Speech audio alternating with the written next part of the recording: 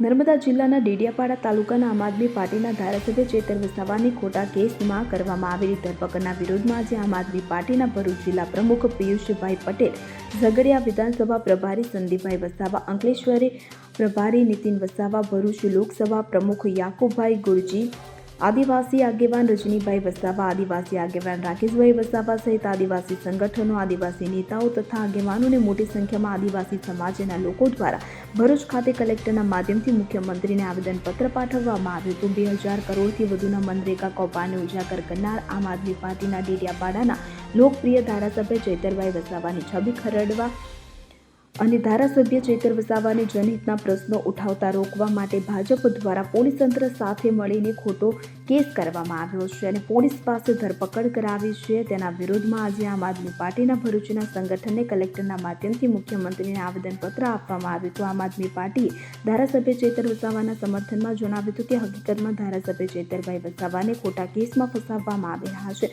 પોલીસની કામગીરીથી સ્પષ્ટ દેખાઈ રહ્યું છે કે સરકારના દબાણમાં પોલીસ તંત્રએ આ પગલું ભર્યું છે। ધારાસભ્ય ચેતર વસાવાને ખોટા કેસમાં ફસાવીને આદિવાસી સમાજના અવાજને દબાવવાની કોશિશ કરવામાં આવી રહી છે। જનતા દ્વારા ચૂંટવામાં આવેલ જનપ્રતિનિધિ જો મીટિંગમાં પોતાની વાતની રજૂઆત ન કરી શકે અને રજૂઆત કરતા પણ તેમને રોકવામાં આવે તો તે ખુલ્લેઆમ લોકતંત્રની હત્યા છે। વાર એ એક્ટના અમલ ન થવાના કારણે જે ખનીજ ચોરી થઈ રહી છે, આ સિવાય મનરેગા જેવા અનેક ભ્રષ્ટાચારો થઈ રહ્યા છે, તેના વિરુદ્ધ આદિવાસી સમાજના અવાજને દબાવવા માટે સરકાર દ્વારા અને પોલીસ તંત્ર દ્વારા આ પગલું ભરવામાં આવ્યું હોય તેવું લાગી રહ્યું છે। આમ આદમી પાર્ટી તંત્રના પગલાંને સખત શબ્દોમાં વખોડે છે અને સરકાર સામે માંગણી કરે છે કે આમ આદમી પાર્ટીના ડેડિયાપાડાના ધારાસભ્ય ચેતરભાઈ વસાવા વિરુદ્ધ ખોટો કેસ દાખલ કરનાર અધિકારીઓ વિરુદ્ધ સખતમાં સખત પગલાં લેવામાં આવે અને આ સમગ્ર ઘટનાની ઊંડી તપાસ કરવામાં આવે। ભારતીય જનતા પાર્ટીના શાસનમાં લોકશાહીનું ચીરહરણ થયું છે। આવું તો મહાભારતના શાસનમાં પણ, મહાભારતના ટાઈમમાં પણ આવું ચીરહરણ નહોતું થયું। આજે અમારા જેવા વકીલને દંડવત પ્રણામ કરવા પડે પોલીસને, સાથે 8-5 ગૃહમંત્રીને ફોન કરીને એમની મંજૂરી લેવી પડે કે અમે અંદર જઈએ કે નહીં। એટલે આ લોકશાહીના પર્વમાં આ ખૂબ ગંભીર બાબત કહેવાય, ખૂબ ખરાબ બાબત કહેવાય। સાથે ચૈતરભાઈને પૂર્વ આયોજિત કરીને ફસાવવામાં આવ્યા છે આ કાવતરું કરીને। તમે જોયું હશે કે ચૈતરભાઈને સામેથી એ ફરિયાદ નોંધાવા ગયા અને વિથિન અડધો કલાકમાં 500 પોલીસે પહેલા આવી જાય છે। એટલે આ બધું પૂર્વ આયોજિત હતું। બાકી આજે સામાન્ય માણસ બી કોઈ આપણે પોલીસ સ્ટેશનમાં અરજી આપવા જઈએ છે તો એ લોકો એન કેન પ્રકારે હેરાન કરવામાં આવે છે। સામાન્ય માણસની અરજી સ્વીકારવામાં આવતી નથી અને આ ભાજપના ગુંડાઓની અરજી સ્વીકારી ચૈતરભાઈને એન કેન પ્રકારે એમની ચિંગારી જે આંધી બનીને બહાર આવી છે એને રોકવા માટે ખૂબ પ્રયાસો ચાલુ છે એમના। આ મનરેગા કૌભાંડ તો હજુ ખાલી એક ઝાંખી છે। હજુ નલ સે જલ યોજના અને સુજલામ સુફલામ યોજનામાં બી બહુ મોટો ભ્રષ્ટાચાર થયો છે।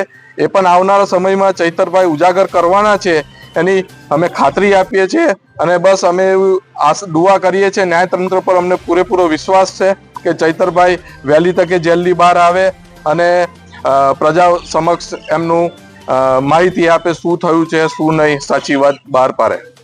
2 દિવસ અગાઉ તાલુકા સંકલનની મીટિંગ ડેડિયાપાડા ખાતે ધારાસભ્ય શ્રી ચૈતર વસાવા પર જે ખોટી રીતના એક તરફી છે એમની પર ખોટી ફરિયાદ કરી અને એમની ફરિયાદ પણ લેવામાં આવી નથી। એટલે એનો મતલબ એ કહી શકાય કે એમનો અવાજ દબાવવા માટે, એમની લડતને કુચલવા માટે આ લોકોએ ષડયંત્રપૂર્વક એમની પર જે ખોટી ફરિયાદ કરી છે એને અમે સખત શબ્દોમાં વખોડીએ છીએ।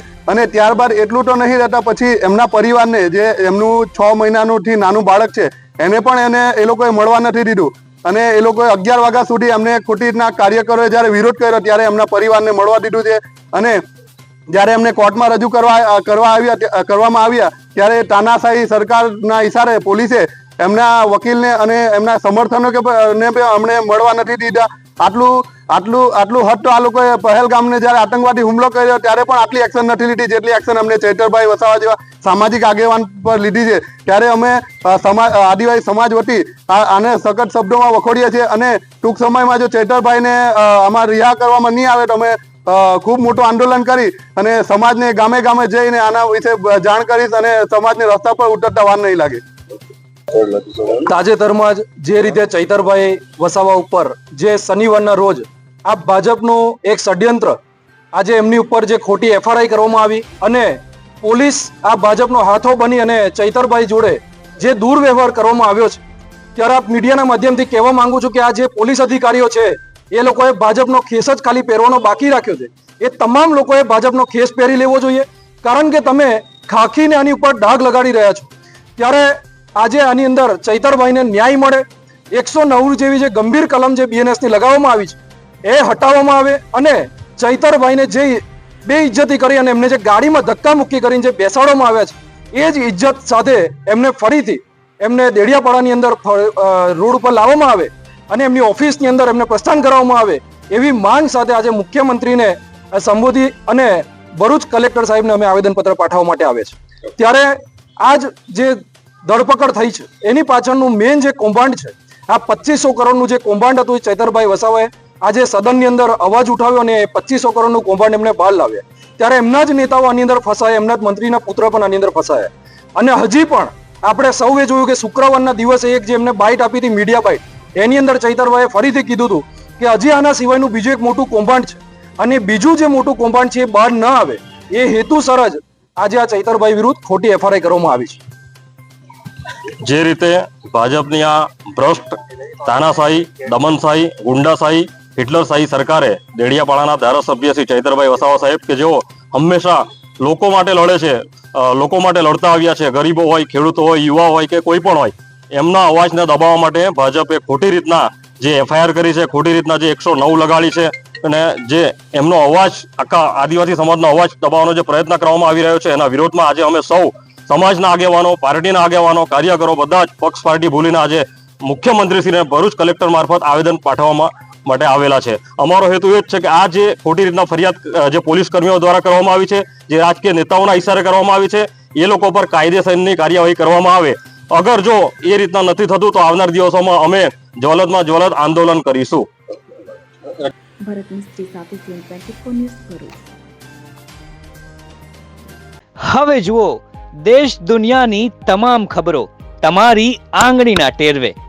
ઉઠાવો મોબાઈલ અને Google Play Store પરથી ડાઉનલોડ કરો અમારી CN24 ન્યૂઝ મોબાઈલ એપ.